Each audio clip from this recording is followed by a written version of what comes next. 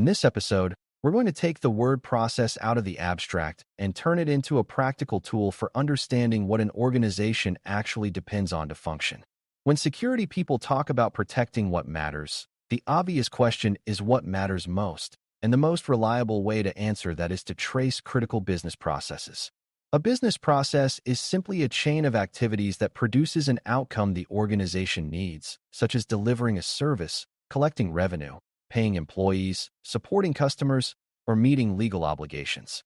Beginners sometimes assume the most important things are always the most visible systems, like the website or the email platform. But criticality is not about visibility. Criticality is about what breaks the organization if it fails, and what causes the biggest harm if it is disrupted, abused, or corrupted. By tracing processes, you learn where value is created, where risk concentrates, and where protection decisions should be focused. Before we continue, a quick note.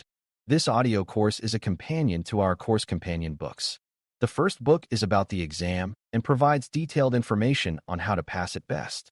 The second book is a Kindle-only ebook that contains 1,000 flashcards that can be used on your mobile device or Kindle. Check them both out at cyber.author.me in the Bare Metal Study Guide series. A helpful way to begin is to understand that processes exist at different levels, and strategic security cares about the level where business outcomes are produced. At a high level, a process might be order to cash, meaning everything from a customer placing an order to the organization receiving the money. Another might be hire to retire, meaning everything involved in bringing employees into the organization, paying them, and managing their life cycle until they leave. Another might be incident response, which is the process for detecting and recovering from disruptions. Each of these high-level processes contains smaller steps and supporting systems, but the high-level view matters because it connects directly to outcomes leadership cares about. When you trace a process, you are not trying to become a technical expert in every step. You are trying to understand the flow well enough to identify dependencies, failure points, and the consequences of disruption. That is how you reveal what truly matters. Tracing starts with a simple question: what does the organization do that creates value or fulfills its mission? For a business, value might be selling products, providing a service, or delivering a subscription experience. For a nonprofit or public organization, value might be delivering services to a community, educating students, or providing healthcare. Whatever the mission is, there are a few processes that directly support it, and those processes usually have measurable outcomes. If customers cannot buy, the organization cannot earn revenue. If a hospital cannot access patient information, patient care is harmed. If a university cannot enroll students, operations and funding are impacted. The first goal is to identify those core processes in plain language, without getting lost in system names. Once you can name the core processes, you can begin to ask which ones are time-sensitive and which ones can tolerate interruption. This distinction is essential because critical processes are often the ones where time matters most. After identifying a process, you trace it by following inputs, steps, and outputs. Inputs are what the process needs to start and continue, such as customer data, inventory information, payment authorization, or employee records. Steps are the activities that transform inputs into outputs, such as validation, approval, fulfillment, or reporting. Outputs are what the process produces, such as shipped goods, billed invoices, completed service delivery, or regulatory filings. Tracing at this level helps you see the process as a system, which is what strategic security needs. A system view reveals that risk is not only about one step failing, but about how failure in one step can cascade into other steps. For example, a payment step failure does not just slow revenue. It can trigger customer support overload, reputational damage, and delayed shipping decisions. When you trace the chain, you uncover the real cost of disruption. Now we connect process tracing to security by asking what could go wrong at each stage and what the consequences would be. At a high level, security concerns often map to confidentiality, integrity, and availability. Confidentiality means unauthorized disclosure, such as customer information leaking.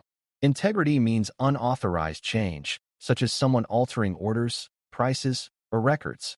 Availability means disruption, such as systems being down or workflows being blocked. In a critical process, any of these can have outsized impact. If confidentiality fails in a customer onboarding process, trust and legal exposure may be harmed. If integrity fails in a billing process, revenue and audits may be harmed. If availability fails in a service delivery process, customer satisfaction and contract obligations may be harmed. The key beginner insight is that criticality often comes from how tightly a process is linked to value drivers like revenue, trust, and reliability. Process tracing gives you the evidence to make that link instead of guessing. A common misconception is that a critical process is always supported by one critical system, but real processes usually depend on many systems and many people. A customer purchase process might involve a website, a payment processor, a fraud detection workflow, an inventory system, a shipping partner, and a customer support team. The process is critical because it creates revenue and customer experience, but the process is only as strong as its weakest dependency. Tracing helps you discover hidden dependencies that are easy to overlook, like a single approval step that only one team understands, or a reporting process that relies on a spreadsheet maintained by one person. These hidden dependencies are often where risk concentrates, because they create single points of failure. Strategic security cares about these because they are the places where a small disruption can produce a large outcome. On the exam, questions may ask what to prioritize, and recognizing single points of failure in critical processes is a strong strategic instinct. Tracing processes also helps you separate what is important from what is urgent, because not every visible problem is a strategic priority. In many organizations, a lot of noise exists, such as minor issues, low-impact vulnerabilities, or small workflow annoyances. If you chase noise, you spend resources without protecting what truly matters. When you trace critical processes, you create a reference point for prioritization, because you can ask whether a risk or improvement affects a process that directly supports the mission. If it does, it deserves attention. If it does not, it may still matter, but it should not crowd out work that protects critical outcomes. This is not about ignoring problems. It is about sequencing work intelligently. Strategic security is a prioritization discipline, and process tracing is one of the best tools for building defensible priorities. It gives you a business-first reason for why one thing matters more than another. Another important aspect is understanding process owners and decision paths, because critical processes often span multiple teams. A process may start in a customer-facing team, move through a technical team, and end in finance or operations. If no one clearly owns the entire process, security improvements can stall because each team only sees its piece, and no one has authority to coordinate across the whole chain. Tracing should include identifying who owns each step, who approves changes, and who is accountable for the outcome. This is where stakeholder mapping and process tracing connect, because processes reveal which stakeholders are truly essential to mission outcomes. When you know who owns the steps, you can route security discussions to the right people and avoid wasting time with stakeholders who cannot influence the process. Fast decisions happen when the right owners are engaged with clear evidence of what the process needs. Process tracing also reveals where controls and guardrails should live, because strategic security controls are most effective when placed where they protect the flow without creating unnecessary friction. If you place a heavy control in a low-impact step, you slow the process without meaningful risk reduction. If you place no control in a high-risk step, you leave value exposed. The goal is not to add controls everywhere, but to place them where they have the highest leverage. In a critical process, leverage often exists at points where identity is verified, where money changes hands, where sensitive data is accessed, where approvals happen, and where changes are made to records. These are points where integrity and confidentiality risks can directly impact the outcome. By tracing the process, you can identify these leverage points without becoming tool-specific or implementation-heavy. You are simply learning where risk and value intersect. An additional benefit of process tracing is that it helps you think clearly about resilience, meaning how the organization keeps operating during disruption. A process is critical not only because it matters in normal times, but because the organization cannot afford for it to stop during incidents.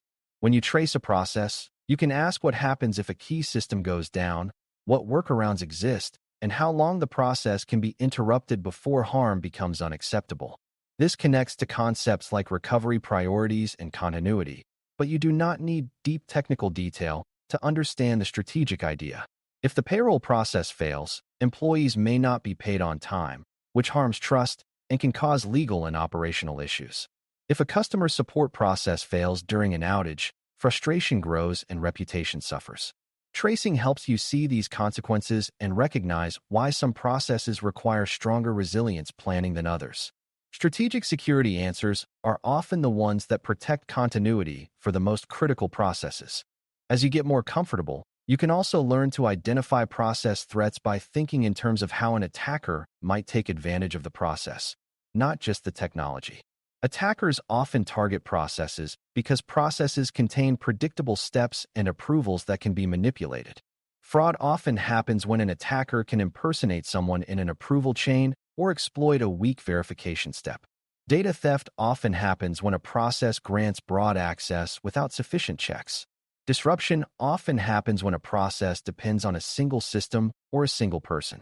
By tracing the process, you can anticipate where threats would naturally focus, because attackers seek the highest payoff with the least resistance. This is not about paranoia, it is about realistic thinking. Strategic security involves anticipating where harm is likely, and processes are where harm becomes real business impact. To bring this to a close, tracing critical business processes is one of the most reliable ways to reveal what truly matters most, because processes connect mission outcomes to real dependencies, real owners, and real points of failure. You start by identifying the few processes that directly produce value or fulfill the mission. Then you trace inputs, steps, and outputs to understand the flow. You evaluate what could go wrong using confidentiality, integrity, and availability as a mental lens, and you look for hidden dependencies and single points of failure that create concentrated risk. You use process tracing to prioritize work based on business impact, to identify the right stakeholders and owners, and to place guardrails where they protect value without unnecessary friction. You also use it to think about resilience and about how attackers might exploit the process itself. When you can trace processes this way, you stop guessing about what matters and start making security decisions that are grounded in how the organization actually operates, which is exactly the kind of strategic clarity the GST-RT exam is designed to test. Thanks for listening. For more audio courses, daily newsletters, and more, please visit baremetalcyber.com.